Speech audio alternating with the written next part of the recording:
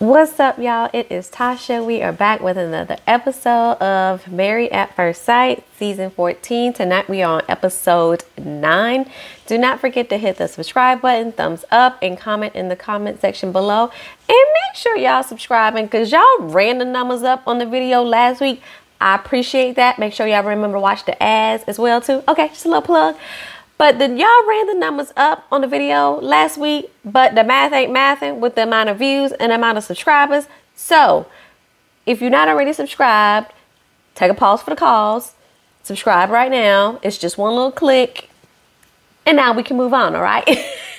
So we're going to jump right into the episode, y'all, because I have quite a bit of notes and I am tired. So let's get this show on the road, all right? Episode opens on day 16 of marriage. So it opens with Katina going to the grocery store for her and Olajuwon. And I'm just hopeful she buys more than bread and water this time. We see Noi cooking breakfast. So I'm like, Noodlegate is over, I'm assuming. I don't know. We see all of the couples are encouraged to plan a special date from one another by the expert. Steve says he wakes up from a note from Noi that says to meet her in the park. So once he gets to the park, he has all these little like treasure boxes with notes in them. So basically she sent him on a little scavenger hunt to find her. She says that, you know, she sees where she can make improvements and she does appreciate him. So this is her way of showing that, which it was cute. But how we go from the dramatic of the noodles to now we on a scavenger hunt and kissing and loving each other. I don't know, but let's just move on about it, okay? We then see Lindsay and Mark back at the apartment, and she's irritated with Mark because, you know, he hasn't said that he cares about her feelings from the whole bowling situation. So they eat in an awkward silence as Mark seasons his food even more, and Lindsay has a complete attitude as she's giving him one-word answers as he's trying to talk to her. And I'm like, Lindsay, can you just grow up? You say he is the child, but you just need to, if you have a problem, you can talk about it, okay? All right. He asks if she felt she was out of line the previous night, and, you know, she showed out. We saw that. We heard that. She says no, because a lot of time he is so negative and they have great times, and then he does something and she feels like she can't trust him. She says she's upset with him and has flipped her off switch. She says she has picked up on his sludge and his life is chaos and he's just always so negative. And she's basically picked up on the emotions that he's put off about that. And he's like, no, I'm not. And then this heifer says, of all things, when is he going to get some self-awareness about himself?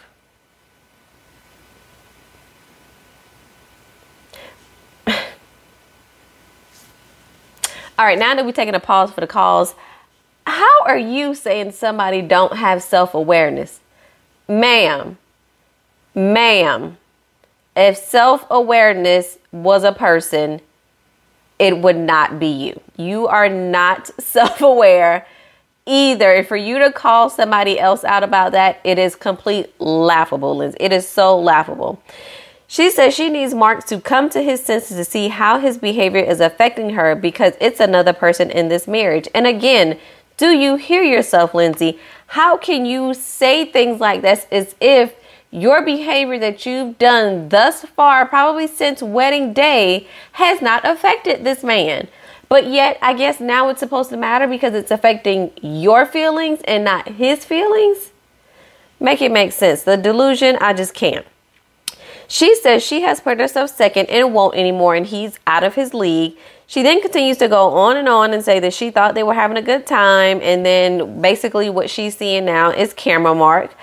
So Mark tells her that, you know, he says things that she gets upset with. She says things that he gets upset with, basically tit for tat. And basically sometimes she just annoys the shit out of him, he said. She says she feels she is bending over backwards to be kind to him, and she is trying to support him as a wife, and says he is sabotaging himself and treating her poorly right now. She feels unappreciated and uncared for, and then asks what does he like about her because it doesn't seem like it's anything. And child Mark is just silent when she says this, and I'm just like, you won't push this man to say something that you won't then get upset about because you just keep poking the bear at this point, Lindsay. Like, You are just trying to play this victim role to the T, as if you have done absolutely nothing to sometimes get the behavior that Mark is giving you. Like, oh my gosh. But I understand Mark, he just doesn't know what to say to her, because he knows if I'm honest with her, it is going to backfire against me. If I don't say anything to her, she's going to act like I can't communicate and I'm not man enough because I can't just tell her what it is. Like, he loses either way. So it's like, what is a man to do at this point? She asks, why is she here and why is she trying so hard for someone that isn't treating her great?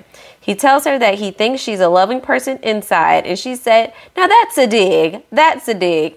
And I can agree with her that it is a dig, but it is also the truth. Like, it's hard for him to say that you are such a loving person on the outside, because you haven't really shown him that most of the time from what we've seen on camera. And if you were so loving, you would not go so low when you get upset. And that is the problem of, you go super low once you get upset. So it's hard for people to think that there's love there, but yet you cut deep once you get pissed off. Like, come on, Lindsay.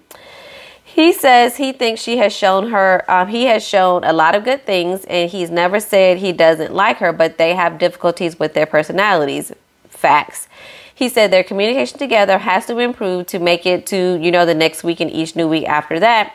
And she says she has a lot less hope today than she ever has. So before, when she was at, 100% on wedding day, now she's about at a 1%. And Mark says 1% is better than nothing. And if they can communicate better, they can grow. But if not, it won't work.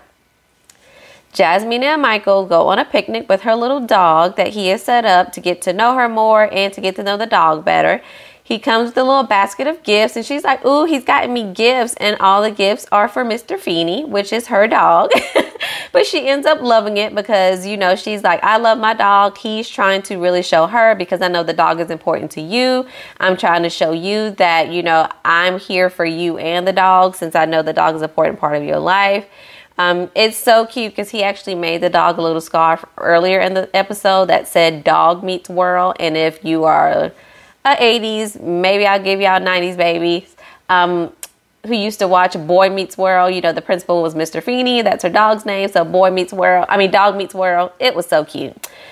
Michael tries to, get the dog to do some commands, and Mr. Feeney ain't having it until he sees his treats. They start to talk about some issues they've had with him communicating and the disagreements that they've had thus far. He asks her what the best way is to communicate. She says to speak to her and not at her, and in a calm tone, and that if he needs space, to go ahead and take it. She agrees that they both have had an elevated tone in some of their discussions, but that she would not have that tone if he didn't have it. Jasmina, we cannot blame somebody else on our reactions, okay? Just because he has a tone, that does not mean he forces you to have a tone. You made a decision to match his tone, is where we're at here, okay? She then starts to be a little bit condescending to him, and is basically saying he doesn't understand basic communication, because he's just like, I'm trying to understand what you want me to do or how you want me to communicate. She's just like, it's just basic. And he's just like, but what you're saying is basic or regular for communication may not be basic or regular for me. Like, everybody communicates differently, which is why I'm trying to ask you how is best to communicate.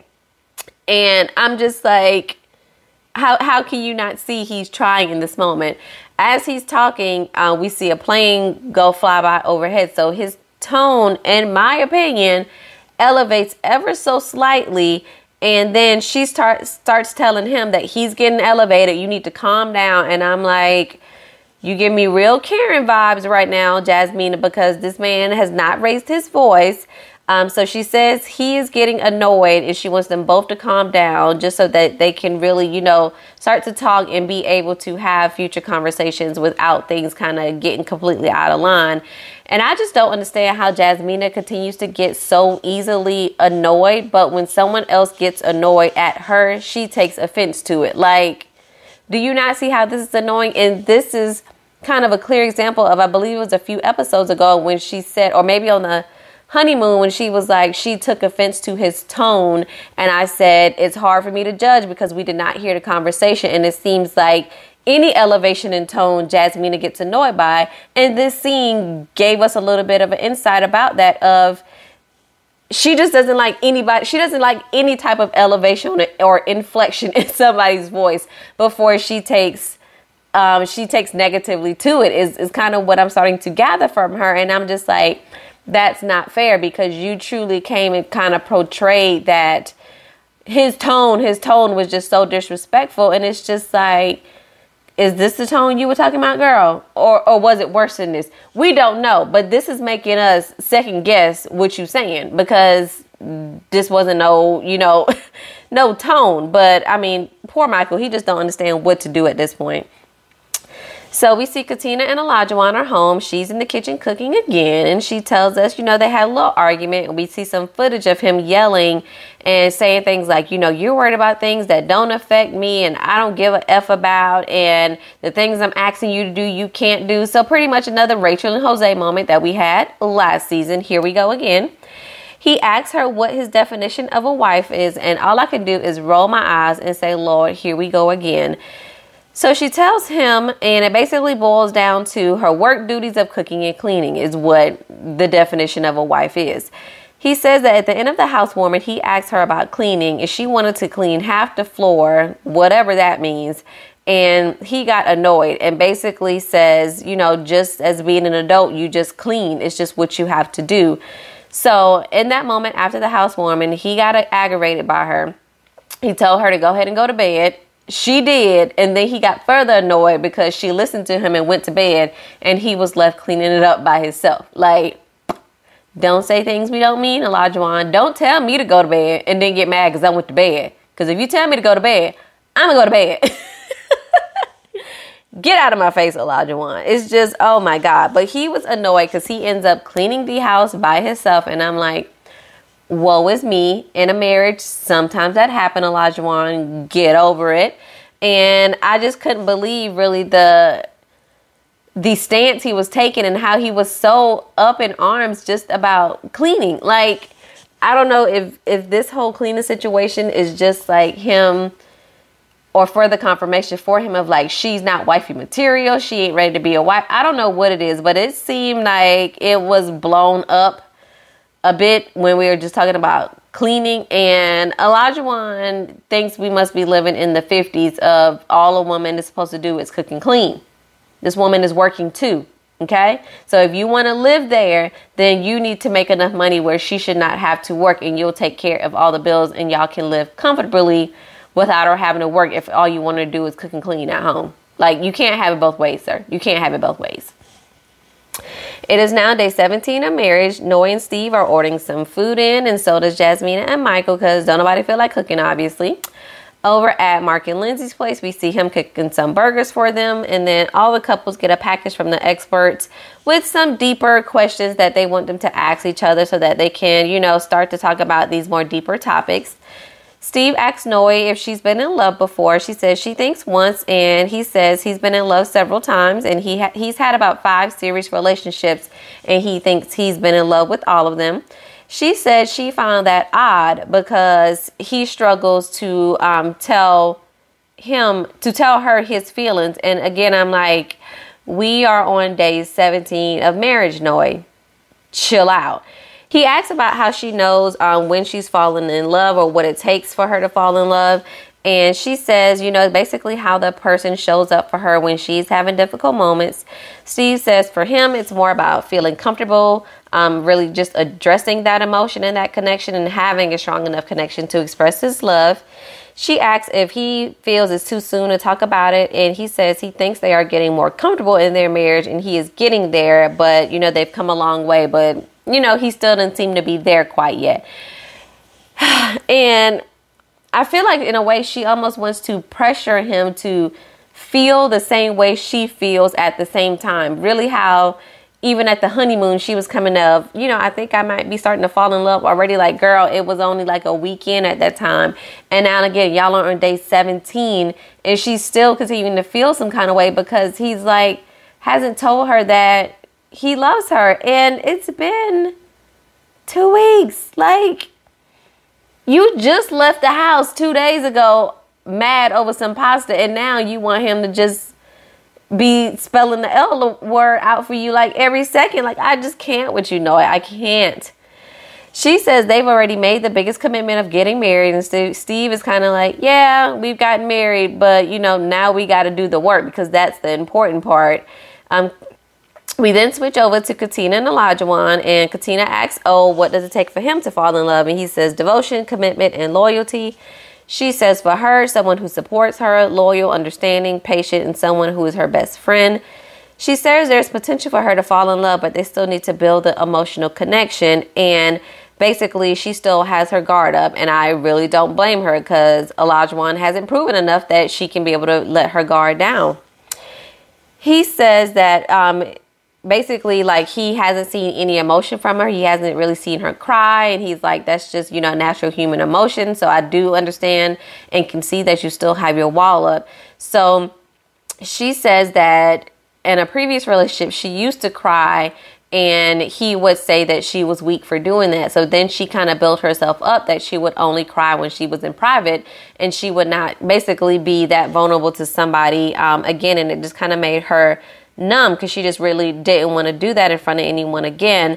And of course, he, you know, is like, oh man, I hate that someone's, you know, made her feel like that. And I want her just to be able to cry. And I'm like, what is the big deal about crying? Does that make you feel like you've done something if she cries? And we'll address this again at the end of the episode. Do you feel like you've done something if she cries? She asks if he thinks he's beginning to fall in love, and he tells her to go first. And again, I have to roll my eyes completely, because I feel like Olajuwon still is playing all these games of, yeah, you go first. Let me hear what you have to say. And then I'll figure out what I need to say to you. Okay. She says there's potential and that it could happen. And he says, you know, oh, you love me, you love me. And she's just rolling her eyes, and I'm rolling my eyes right along with her. Like, boy, don't flatter yourself. He then sits here looking stupid, and he says he can say he likes her, but falling in love is so strong, and he isn't going to say that love is on the table for him right now. But you want this woman to do all the things, all the wifely things, all the cooking, all the cleaning, but love isn't even on the table, sir? But you want this food on the table, but love can't be on the table quite yet. Okay. He said the standards have to be met, and the connection has to continue to grow. And basically, he wants it his way or the highway. She continues to be positive, though, and says, you know, she needs to be more open, less guarded. You know, she needs to get the cooking and cleaning done so that, you know, it shows that she takes her role as a wife seriously. And he says, you know, I just have to see it. And I can't with this man. I'm proud of Katina for staying positive in this situation and trying to see the bright side and things. But sir, what are you doing to be a great husband? Like, I know this is not only the second season. We've seen this as a pattern now, but I'm so sick of these men coming on this show like him, Johnny, and Jose from last season that just have all these expectations of this fantasy version of a wife that they have seen on Disney movies, and they are trying 20% maybe to be a decent husband, but you have all these expectations for your wife. I am over it, Married at First Sight. Like, I am so sick of y'all doing this every season. We then see Jasmina and Michael. They're eating and kind of talking about their day, and he tells her that today is the anniversary of the death of his brother. So he went to the cemetery. His brother passed back in, I think he said 1999. She says she would have gone with him, but, you know, he was like, you were at work. So she says, you know, him actually sharing this with her made, you know, her feel a little bit more open. And I'm just like, Jasmina, let's be honest. You are a little bit cold to him, so you can't expect him just to be all open and forthcoming when, you know, you aren't necessarily always creating that inviting space for him, okay? So the first question she asks is, you know, first question is asked if she has fallen in love, and she says yes. She's been in love 3, maybe a possible time. So 3 and a possible here. And she says when she was in love, that person really just made her feel pretty much all giddy, and she was excited to see them and spend time with them and things like that. Michael says he's been in love maybe one in a possible. So I'm like, are we playing spades at this point? Y'all 3 in a possible, 1 in a possible. You know, we got about 6 books all together. Like, what is happening here? He said that they had a foundation of friendship first, so he really understood his ex, which made him love her and then made him want to be more vulnerable with her. She asks what it takes for him to fall in love, and he says he needs to be vulnerable with someone, and that's not easy because as a man, it can look like a weakness, and I do agree sometimes. He says he doesn't feel they have had conversations for him to be vulnerable, and because it's new for him to try to be vulnerable before he's 100% comfortable, this is odd for them. And I'm like, Michael, you keep saying you made a commitment to be 100% vulnerable like on day one, but we have not seen that. And just to sum it all up, if I hear them say vulnerable one more time, I was going to poke my eye out, okay? Because they just kept going and going and going. We then see Mark and Lindsay. They're eating the overcooked burgers that he made. He says, you know, today has been good and they've had a breakthrough and he understands her and needs her to understand how he feels. He asks if she has been in love and she says yes. She's had different levels of love throughout her life. Mark says he has been in love, but then he talks about loving other people as he gets into other relationships. So I guess, you know, he loves somebody. Maybe he sees good qualities in them, but maybe not enough. And then he breaks up and then he moves on. And when he moves on to the next person, it's like, that last person wasn't so bad because the things I loved about them, I don't necessarily like about this person. So let me maybe backtrack and see what they up to and maybe, you know, recycle those people. Okay. Lindsay says, you know, she will never recycle men because if it didn't work out once, it won't work out twice. She says she thinks she finds that he finds love once he's pushed someone away. And I'm like, well, you're doing a good job, Lindsay, of trying to push him away from you, I feel like. So there's that. He says for him to fall in love, he needs patience and time. And she says she needs someone who is consistently present, who doesn't shy from conflict, someone who will stand up, blah, blah, blah. Basically, she's basically calling out everything that Mark is not doing. So I'm like, we just going to keep the petty train going with Lindsay. Okay. He says he's trying to be optimistic and that he may develop feelings and really trying not to think about the things that has already happened because that can kind of hinder the progress that he's trying to make. When asked about falling in love, he thinks it's a possibility and it needs more time to develop. She says if she had been asked this 2 weeks ago, it would have been a yes, but now they've had a rough 11 days and she isn't there anymore, but she needs to see him choose her as a priority. And she says she's really hadn't gotten any respect from him at this time. And again, I'm constantly confused and baffled with Lindsay because the things that she says are the exact things that she is doing to him, but yet she can't recognize it in herself, sort of just like Jasmina. Interesting. So the guys and the girls then gather separately to hang out. The girls go to a spa to get some pampering. They catch up on being at home and kind of the real world since leaving the honeymoon. Noe says it's been an adjustment as they kind of learn about their partners. And then we flip over to the guys and they are playing archery basically with some Nerf bow and arrows and having the time of their life. And I'm like, this is so typical. Women are always like in their feelings, having these deep emotional connections, understandings, trying to figure things out. And men just want to play. They just want to play. Oh gosh. They talk as they're eating. So the guys, they're saying marriage has been an adjustment. Mark says dealing with the emotions are a lot, and just trying to get all that on the same page. Lindsay on the other side is saying it's been a challenge in week 3. And then she asks all the other couples about, you know, how intimacy has been with their partners. Katina says it's been up and down and she thinks that she is changing, but her changes probably are not happening as swiftly as Olajuwon would like them to.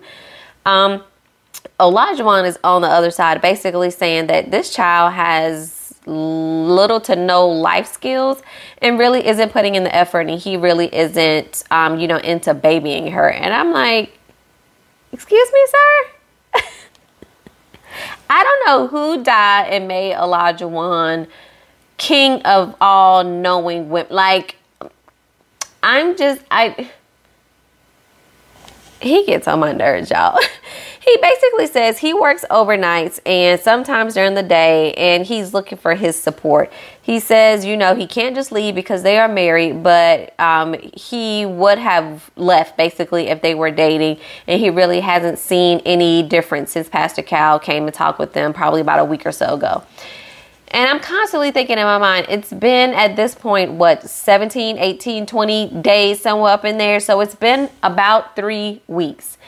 And the expectations that y'all are expecting in less than a month, like, bruh, it's a bit much. Like, I understand this process is sped up, but again, what are you doing to meet expectations? Because all you hear is she ain't doing this, she ain't doing that, I need this, I need that. What are you giving to her? He says basically he is being beat, and Mark asks if he thinks they will move past it, and he says it's going to be tough. Michael shares that communication has been tough still with him and Jasmina, and he's trying to be more comfortable to make her more comfortable, which in hopes will have her open up more to him as well. Jasmina says she's always a hopeful person, and all I can say is, so really now? Okay. But she thinks her being hopeful will make him try more, and I said, well, okay. Steve basically has to tell them the whole situation about Noodlegate, and, you know, he didn't feel like, you know, she really understood how it affected him until he really told her how bothered he was. As he's telling this story, Noy is on the other side at the spa, you know, saying that, oh, I just didn't realize how much it affected him. And when he started telling me, I was like, oh my God, this man kind of really loves me. And I'm just like, so you didn't think you leaving the house over some noodles, not saying anything, and not talking to this man for 24 hours and then putting cryptic messages on social media was not going to hurt him? And because it did hurt him and he told you that, now he loves you.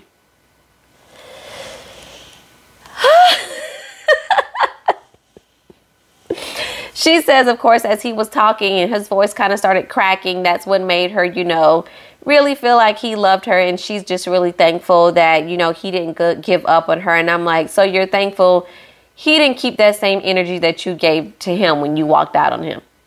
Okay, duly noted. Mark and Lindsay didn't go out to dinner for a little dinner date to get some sushi. And of course, she needs to, you know, order for him to force him to try some new foods. He says he doesn't want to try the eel, and she's basically going to force it down his throat.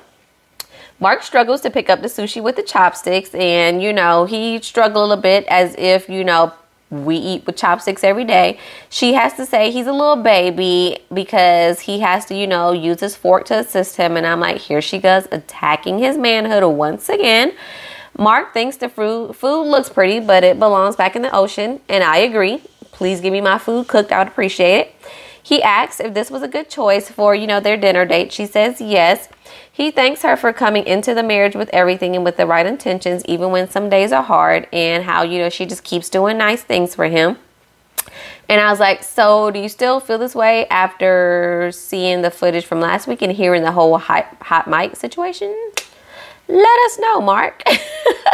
But I hate that he feels the need to really apologize and build her up when I don't really feel like she does that for him. Like, even though she knows her mouth is trash and so problematic, I don't often see her circling back and apologizing for what she has said and done. She just expects the apologies to come from him, which is not fair. Like, the hot and coldness of it all from these two gets on my nerves.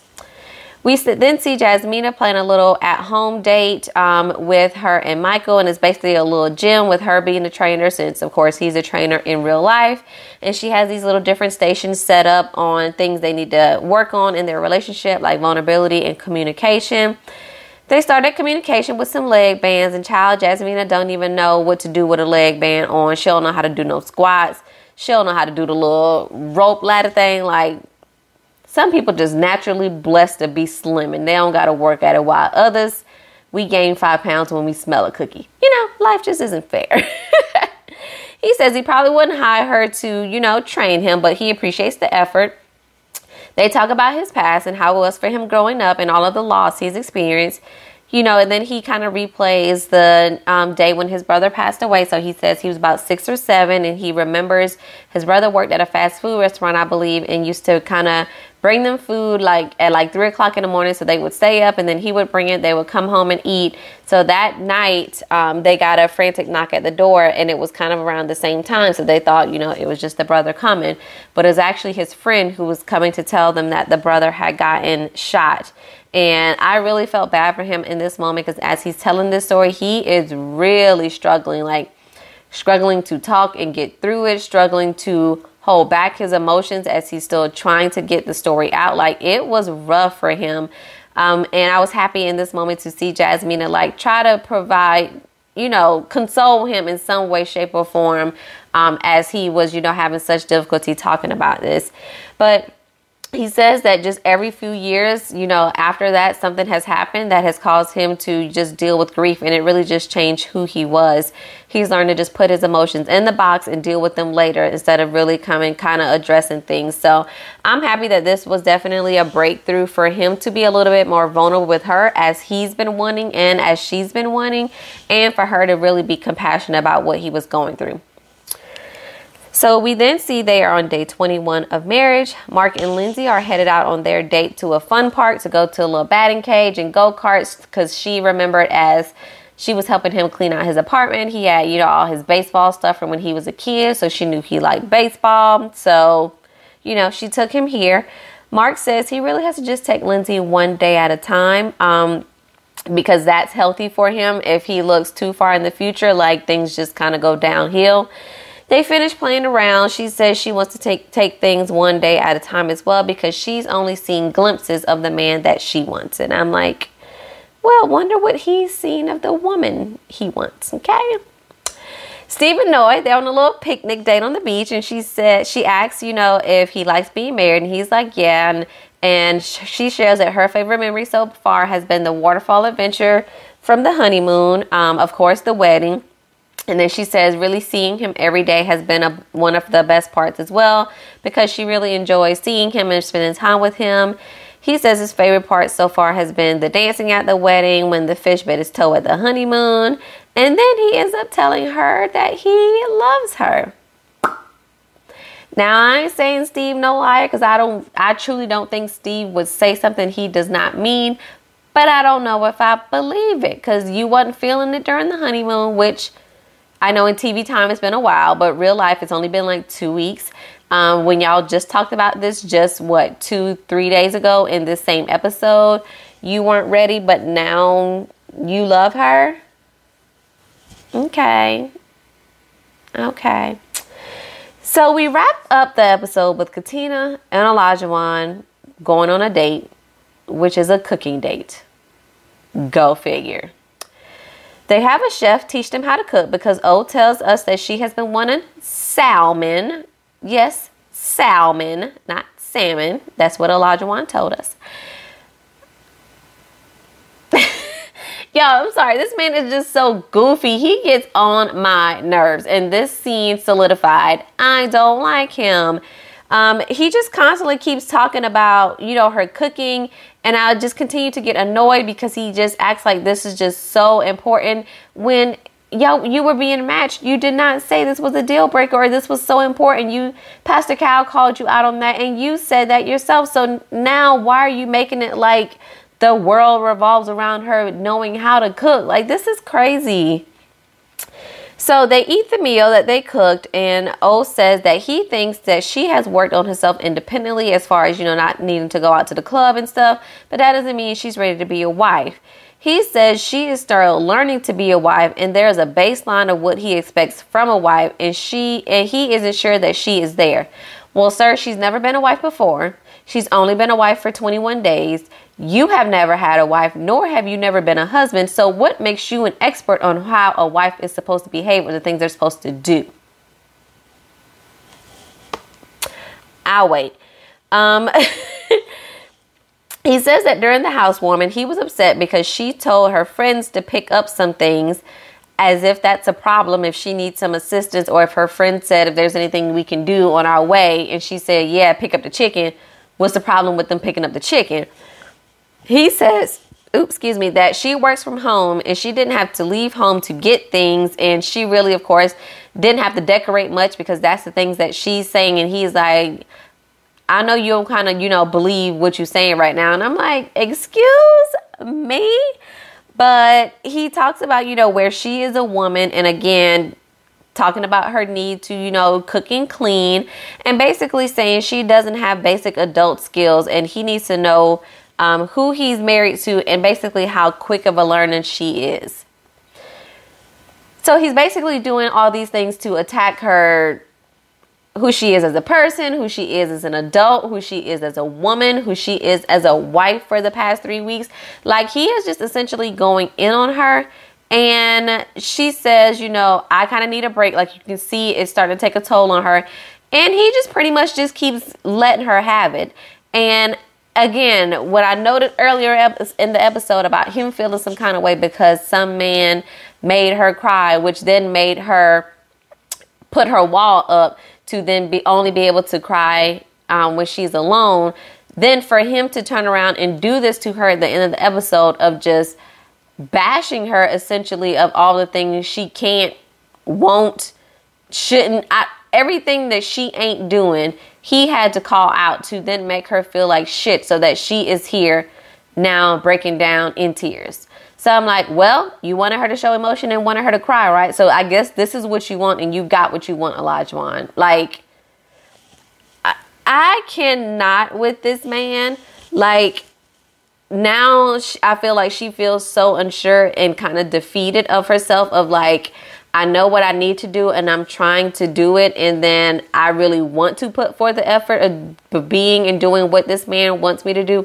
But Olajuwon, you're not giving her the space and time to make some changes. Like, do you expect to say something today and her completely change her behavior tomorrow? Like, she's been this person all her life. You've been in her life now for 3 weeks. So I'm not understanding how quickly you expect her to make these changes within 3 weeks. I cannot stand this man child. I really hope she says no on decision day. I feel like she will still say yes unless things just continue to go downhill. But I really want her to say no because he is just a straight up jerk at this moment. Like, he just has too many expectations that he is not also fulfilling on his end, or he thinks he's already perfected them on his end. So there is no work for him to do. Olajuwon, get out of my face. But that was the end of the episode, y'all. Please drop your thoughts and feelings below on how you felt about everything. And I'll catch y'all in the video next week. Peace.